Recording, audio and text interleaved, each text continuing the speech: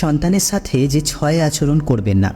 Number 1, সন্তানকে কখনো নেতিবাচক কথা যেমন গর্ধব অপদার্থ ইত্যাদি বলে গালি দেবেন না, যা সন্তানের মনোজগতে স্থায়ীভাবে গেঁথে যায়।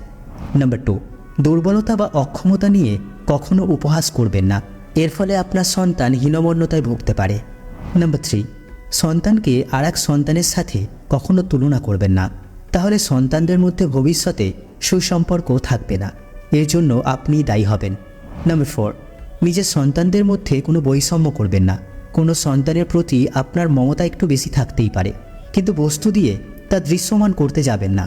ছেলে আপন মেয়ে পর, এ জাতীয় চিন্তাভাবনা থেকে দূরে থাকুন। নাম্বার 5, আপনি নিজে যা পালন করেন না তা সন্তানকে উপদেশ দেবেন না।